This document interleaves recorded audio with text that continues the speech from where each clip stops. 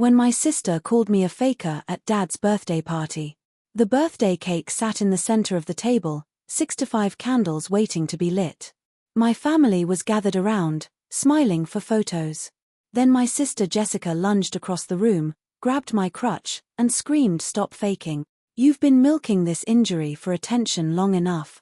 I stumbled and fell. Everyone gasped. And then the door opened. What walked through that door made my sister's face go white with horror. Let me tell you how karma delivered the most perfect justice I've ever witnessed. Hello everyone. My name is Nicole Martinez and I want to tell you about the day my sister publicly humiliated me at our father's birthday party, only to have the truth slap her in the face minutes later. This is a story about chronic illness, family cruelty, invisible disabilities, and the moment when everything my sister believed came crashing down. It's about being called a liar when you're telling the truth, and what happens when reality can't be denied anymore. I am 32 years old. I have one older sister named Jessica who is 35. My father is 65. My mother is 63. And I have something called Ehlers-Danlos Syndrome, a genetic connective tissue disorder that affects my joints, causes chronic pain, and makes my body unpredictable. Some days I can walk normally. Other days I need a cane. Bad days require crutches. And my worst days mean a wheelchair. This variability is part of the condition. But to my sister Jessica, it was proof I was faking. Growing up, Jessica and I were close. We shared a room, shared secrets, shared everything. But something changed when we became adults. Jessica got married to a successful lawyer. They have 2 perfect children. A big house. Expensive cars. The picture-perfect life. I went to college and became a teacher. I loved my job. I had a small apartment and a simple life. I was happy. Then 3 years ago, I started having strange symptoms. My joints would dislocate randomly. Walking became painful. Fatigue hit me like a truck. Some mornings I couldn't get out of bed because my body hurt so badly. I saw doctor after doctor. Specialist after specialist. It took 2 years to get diagnosed with Ehlers-Danlos Syndrome.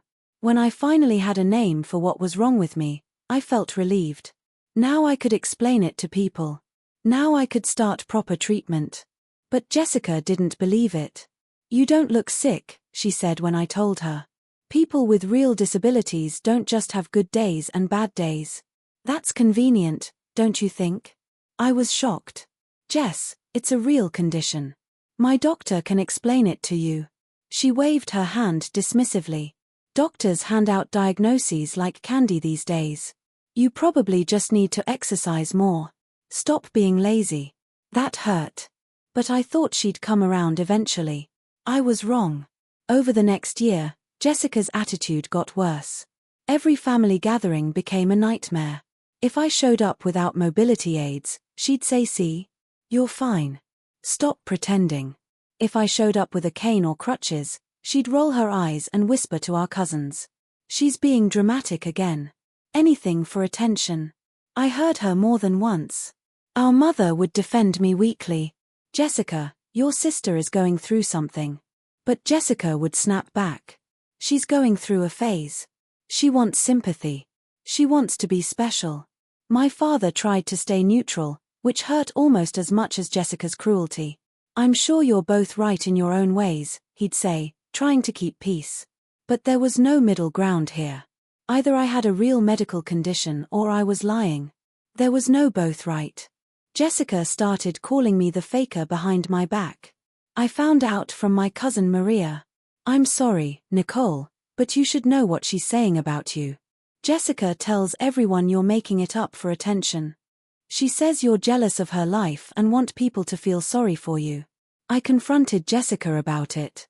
"Why are you doing this? Why would I fake being sick?" Jessica crossed her arms. "Because you've always been jealous of me. I have a successful husband, beautiful children, a great life. And you have what? A teaching job that barely pays anything. No husband. No kids. So you invented this illness to make yourself interesting. To make people pay attention to poor Nicole instead of successful Jessica." I stared at my sister like I'd never seen her before. You really believe that? She nodded. I know that. And I'm not going to enable your lies anymore. Someone needs to tell you the truth. From that day on, family events became torture. Jessica would make comments constantly. If I sat down to rest, she'd say loudly must be exhausting pretending to be sick all day. If I declined to help carry things, she'd mutter of course, the invalid can't help. She'd mime my limping behind my back. She'd laugh with our cousins about my performance. My parents saw it happening but did nothing to stop her. She'll get over it eventually, my mother would say. Just ignore her. But how do you ignore someone calling you a liar at every family gathering? Then came my father's 65th birthday party last month. It was a big celebration. My parents rented a room at a nice restaurant. Extended family was coming. Friends from my father's work. It was important. I almost didn't go. I'd been having a rough week. My left knee kept dislocating. I was using crutches for stability. I knew Jessica would have a field day with it. But it was my father's birthday. I couldn't miss it. So I went. I wore a nice dress. I did my makeup. I put on my best smile. And I took my crutches because I needed them. When I arrived at the restaurant, Jessica was already there. She saw my crutches and her face twisted with disgust. Really? You're bringing those to Dad's birthday party? I took a deep breath. I need them today. My knee isn't stable. She snorted. Your knee is fine. You're just making a scene. As always. I ignored her and went to greet my father. Happy birthday, Dad. He hugged me carefully, aware of my crutches. Thank you, sweetie. I'm glad you could make it. Jessica was watching us with narrowed eyes. The party started fine. People arrived. We ate appetizers. We talked and laughed. I sat at a table with my cousin Maria and her husband. I kept my crutches leaned against the wall beside me. Everything was okay. Then it was time to bring out the birthday cake. Everyone gathered around the main table. My father was at the head, smiling. My mother was beside him with her phone ready for photos. Jessica positioned herself prominently in the shot. I stood toward the back of the group, leaning on one crutch for support. Someone started singing Happy Birthday. We all joined in. My father was grinning ear to ear. The candles flickered. It was a sweet moment.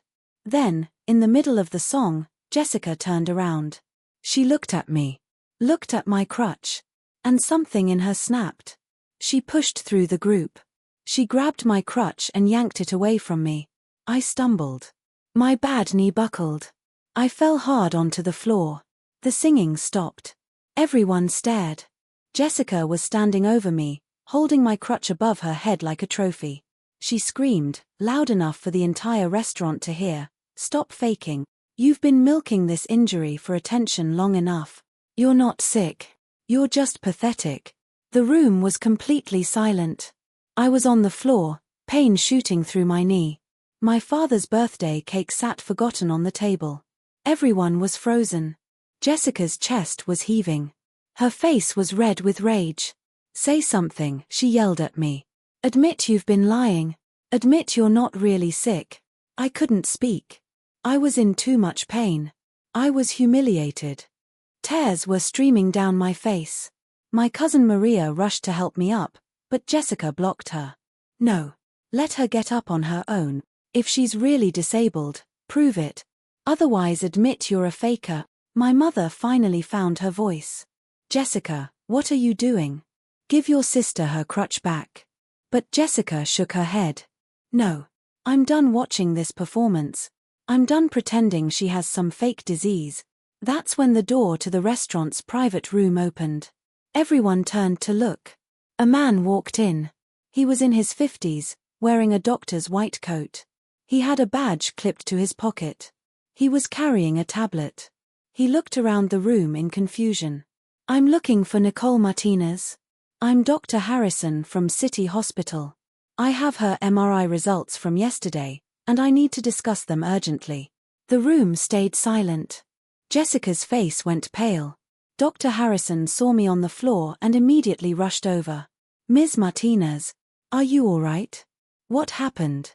He knelt beside me, professional concern on his face. Maria explained quickly. Her sister took her crutch and she fell. Dr. Harrison looked at Jessica, who was still holding my crutch. His expression turned cold. You took a mobility aid from a patient with Ehlers-Danlos Syndrome? Do you have any idea how dangerous that is? Jessica's voice came out as a whisper. She's not really sick. She's faking. Dr. Harrison stood up. He was tall and his presence commanded the room. Faking? Ms. Martinez has one of the most severe cases of EDS I've seen in my career. Her MRI from yesterday shows a complete tear of her ACL, a partially dislocated patella, and significant damage to her meniscus. She needs surgery. Immediately. And she shouldn't be walking at all, let alone without proper support. He looked at the crutch in Jessica's hands. Give that back to her. Now. Jessica's hands were shaking. She lowered the crutch but didn't move toward me. Dr. Harrison took it from her and helped me up himself, with Maria's assistance. Once I was stable, he turned to address the room. I apologize for interrupting this event. I'm Nicole's specialist at City Hospital. Yesterday she came in for an emergency MRI because her knee gave out completely while she was teaching. The results just came through and they're serious enough that I drove here myself to find her. He looked around at my family. Ehlers-Danlos Syndrome is a real, documented, genetic condition. It causes joint instability, chronic pain, and yes, variable symptoms. Some days are better than others. That's the nature of the disease, not proof of faking. His eyes landed on Jessica. And anyone who would take mobility aids from someone who needs them, especially violently, at a family event, should be ashamed. The room was so quiet you could hear people breathing. My father stood up from his place at the table. Jessica, what have you done? Jessica's mouth opened and closed but no sound came out. She looked around desperately for support but everyone was staring at her with shock and disgust. My mother covered her mouth with her hand, tears in her eyes. Dr. Harrison helped me to a chair. Nicole, we need to get you to the hospital. That fall might have made the damage worse. Can someone drive you? My father stepped forward immediately. I will. I'll take her right now. He looked at Jessica with disappointment I'd never seen before. We'll deal with this later. Jessica finally found her voice. I didn't know. I thought she was lying. I thought Dr. Harrison cut her off. You thought wrong. And you caused physical harm to your sister based on your ignorance. He turned back to me. Come on, Nicole. Let's get you checked out. As my father helped me toward the door, supporting my other side, the room stayed silent. Jessica stood frozen where she'd been standing, the horror of what she'd done finally hitting her. My mother was crying. My cousin Maria glared at Jessica with pure anger. At the hospital, the examination confirmed what Dr. Harrison had seen on the MRI. My knee was badly damaged. The fall had made it worse. I needed surgery within the week. I'd be in a cast for 6 weeks after that. Months of physical therapy. Dr. Harrison documented everything that happened at the party. This could be considered assault, he said gently. Your sister physically harmed you by taking your mobility aid. You could press charges if you wanted to. I shook my head. I just want her to leave me alone. My father sat with me the entire time. He held my hand. He apologized over and over. I should have stopped her sooner. I should have protected you. I thought she'd grow out of it. I didn't realize how bad it had gotten. I squeezed his hand. You believe me now? His eyes filled with tears. I always believed you. I just didn't want to cause conflict. That was wrong of me. I'm so sorry, sweetheart. Over the next few days, my phone exploded with messages. Cousins, aunts, uncles, family friends. Everyone who'd been at that party was messaging me. They apologized for not defending me before. They said they'd had no idea Jessica was that cruel. They offered to help with anything I needed. Jessica sent one text. I'm sorry. I didn't know it was real. I didn't respond. A week later, my mother called. Nicole, honey, we need to talk about what happened. I was home from surgery, leg in a cast, recovering on my couch. What is there to talk about, Mom? She sighed. Jessica feels terrible.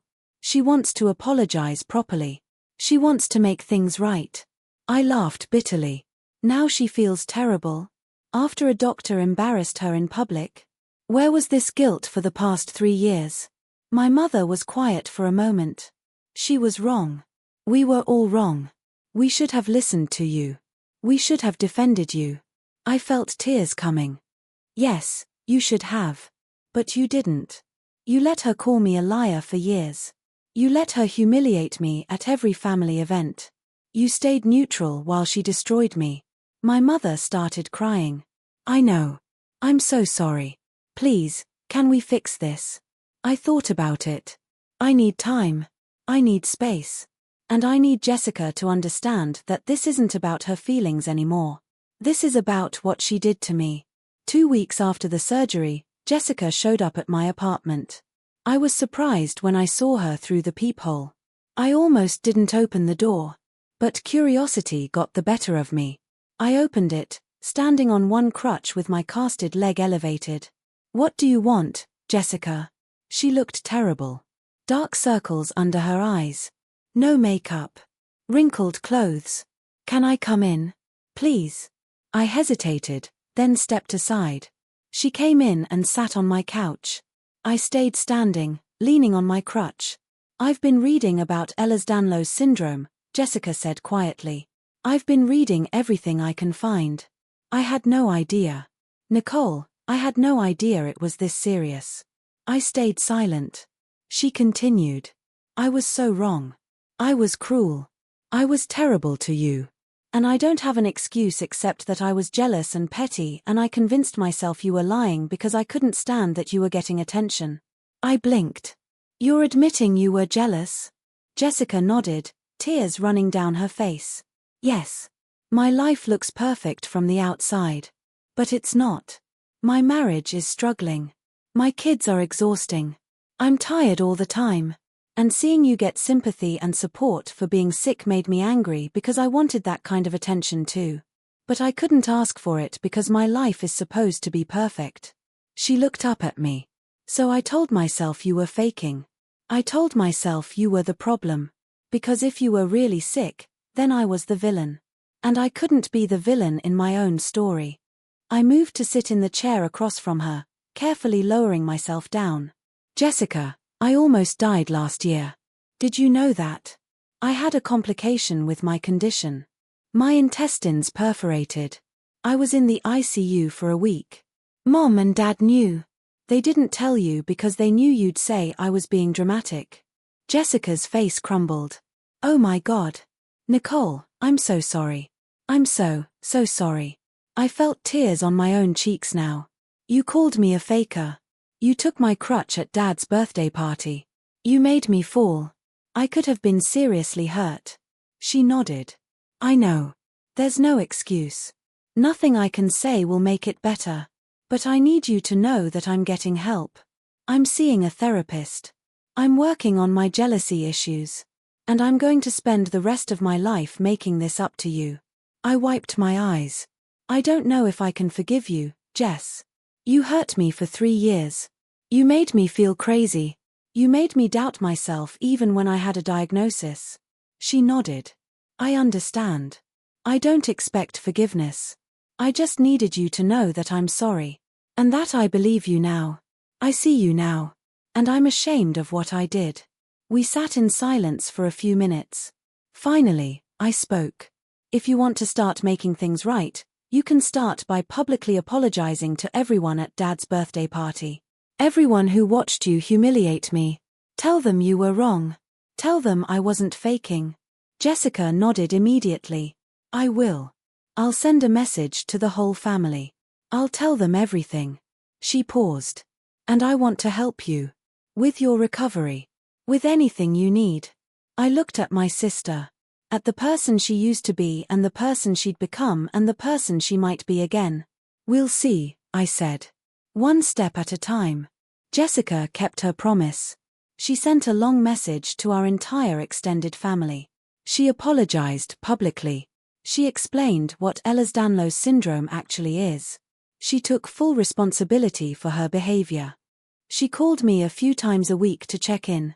She offered to help with errands, with meals, with rides to physical therapy. My father's birthday party became known in our family as the day Karma walked in. Because that's exactly what it was. Perfect timing. Perfect justice. Dr. Harrison showing up at the exact moment Jessica was screaming that I was faking was like something out of a movie. But it was real. And it changed everything. My family rallied around me after that. They apologized for not defending me sooner.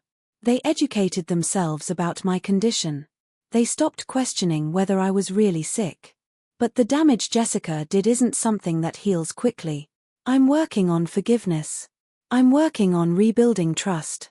But 3 years of cruelty doesn't disappear because a doctor embarrassed her at a party. She has to earn her way back into my life. And I have to decide if I want her there. Today, 6 months after that birthday party, my knee is still recovering. The surgery went well, but rehabilitation is slow. I'm back to teaching, but I use a wheelchair on bad days now without shame. Because I'm done apologizing for being sick. I'm done hiding my mobility aids to make other people comfortable. If there's anything I want you to take from my story, it's this: invisible disabilities are real. Just because someone doesn't look sick doesn't mean they're faking. Variable symptoms don't mean someone is lying. And if you have a family member with a chronic illness, believe them. Support them. Defend them. Don't wait for a doctor to embarrass you at a party before you start taking their condition seriously. My sister learned that lesson the hard way. And our relationship may never fully recover. But at least now, she knows the truth. And so does everyone else. Thank you for listening to my story.